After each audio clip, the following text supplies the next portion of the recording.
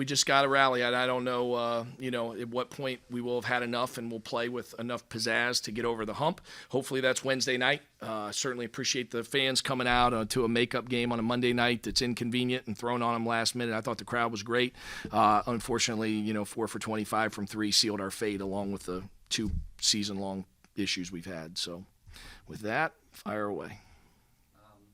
Just first off, just kind of how tough is it mentally just to kind of lose back-to-back games in the final seconds? Yeah, it's hard, because you're right there. It's one play. I mean, and obviously it happens at the buzzer. We've literally had 2 shots go in at the buzzer here in a matter of 3 days. So it's hard, and I don't know that we ever could get over the hump in this game. I mean, we got off to a good start, and then they got the lead, and in the second half, it's like it's a tie game. We get a pretty good look at a 3. We don't make it. We get it inside.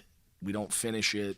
Then we get a charge, and we get another charge. So it's stuff like that ultimately you just got to get over the hump, and those are plays that we were making 2 weeks ago.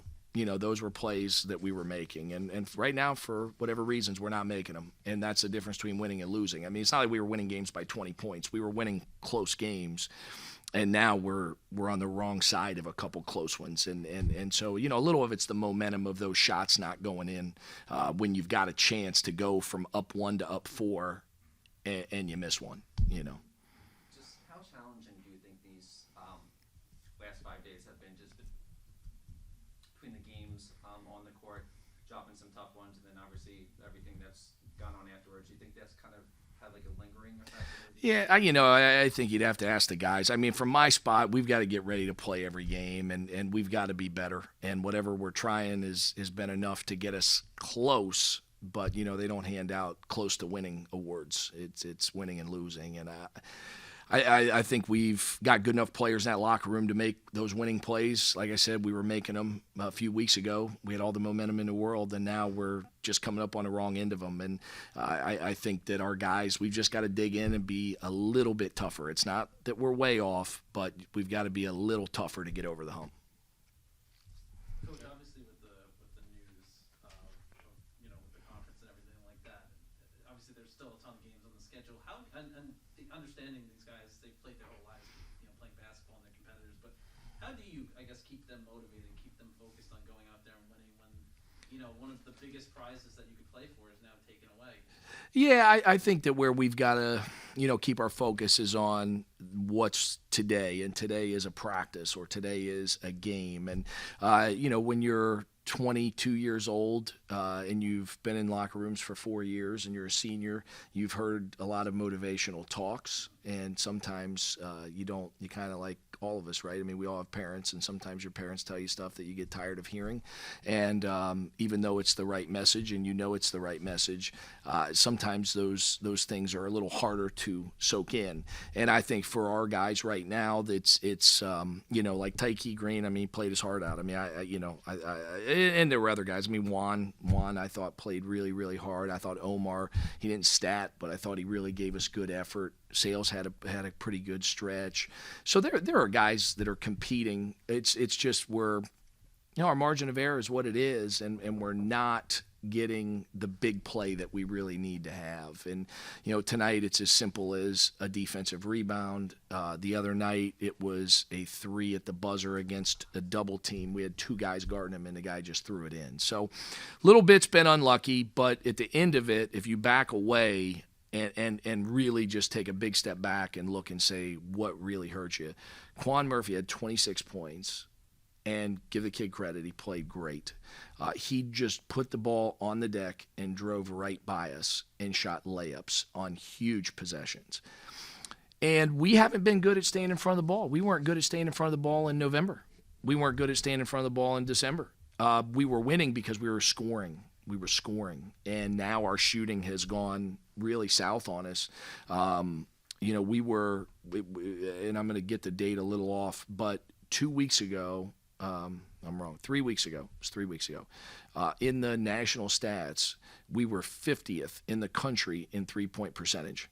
Now, with adding in the last 3 games, the way we've shot the ball, we are now 10th in the league in three-point shooting. So we were 50th nationally three weeks ago, and now all of a sudden, after the last 3 games, we are now 10th.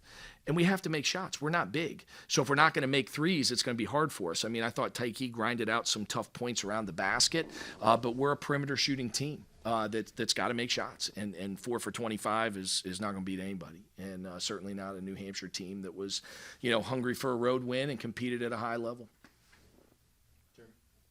Even with the loss, Taihei Green set a career high in points. I know you touched on it a little bit. Can you take me through his performance a little more? Well, I thought Taihei really was locked in and trying to play really hard and was trying to kind of will us, to a win. I thought he had his best game of the year statistically, but I thought he competed probably harder than and he always tries. I don't mean that he doesn't try, but I just think tonight he was a little extra locked in. I mean, if you looked at some of the baskets early, they were missed shots. He made a move, he missed it, but he was the first guy to get that second jump, and he went up and missed it, and he was able to jump up and tip it in. You can't do those kind of things if you're not really with it. He realized that it was going to roll off. He knew where it was going to roll off, and he was right back second jump tipping it in. So, I give the kid a lot of credit. I thought he really had a whale of a ball game. It's unfortunate it comes on a loss, but we didn't have a ton of guys play necessarily offensively their A game, and we just kind of needed 1 or 2 more guys, and we just couldn't find it. A lot of times it feels like it's one guy like Taihei that pops off the stat sheet, and then next game it'll be someone different. Is there anything you can do to be more of a balanced scoring effort? Well, I think that basketball goes like that. If you look at their stat sheet, like Quan Murphy had 25. I mean, he's averaging like 5 a game. So he kind of had the monster night. And Nick Johnson had 15, but he had 10 at the first media timeout. So I don't know that they really had a multiple guys. For us, we've had that when we've been really good. It's been Anthony, Jalil, Frankie, Taihei. We've had those games. We've had 5 guys in double figures. But to your point, that has not happened the last few weeks. And that's really, I don't even know, a few weeks. It's really just a week. I mean, it feels like it was a long time, but it's really just 3 games in a week. And our last 3 box scores are all like this. There's like one guy that's maybe had it going, but not really enough. And we need to shoot the ball better. I mean, we need to shoot the ball better. If you take Taihei away, we're 1 for 19 from 3. So you count them all, right? You count everybody's, but we can't all be missing. So we've got to find a way to make more shots. And Wednesday night we'll need to do that because Lowell's actually the top defensive team in the league. So we're going to run from where we've kind of struggled to score, and then we're now playing the best defense. So hopefully we